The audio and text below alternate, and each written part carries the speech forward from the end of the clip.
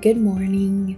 So today I wanted to go over the DIY guide to building a family that lasts, chapter number 3, which is demolishing apathy and building or cultivating love. So in this book, they relate it to tearing down walls, like demo day of house reconstruction.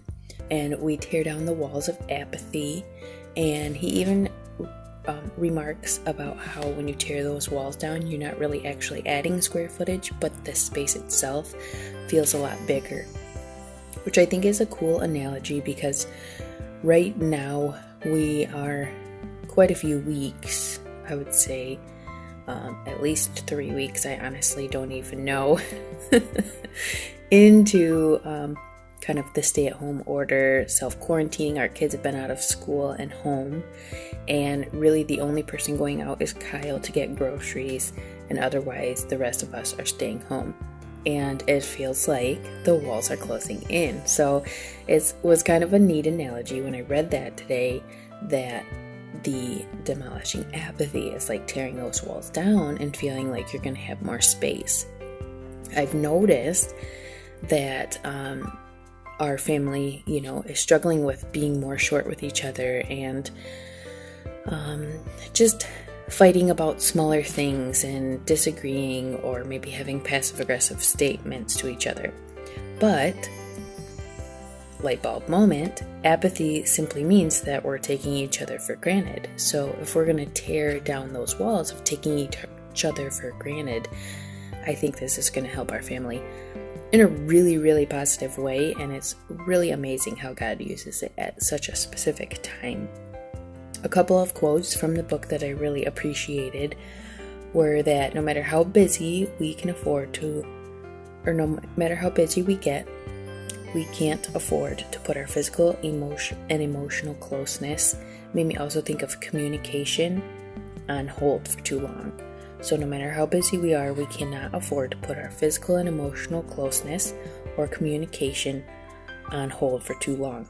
Because when we do, the communication tends to decrease, and then our misunderstandings increase, which I think is where it leads to the fighting, the bickering, or stonewalling, where we just don't talk, and then everyone's really feeling isolated and just the air gets more tense. Gary has made an amazing observation that there are typically the 5 ways to communicate love that people will gravitate towards.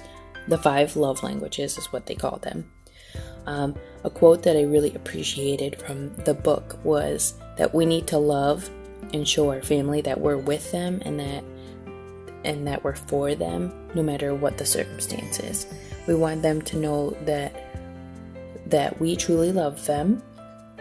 We're in this together. We're going to face and overcome life's challenges.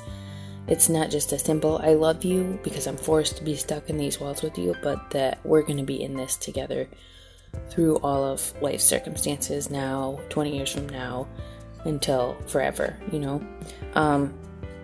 So the 5 love languages are mentioned: words of affirmation, receiving gifts, quality time, acts of service, and physical touch.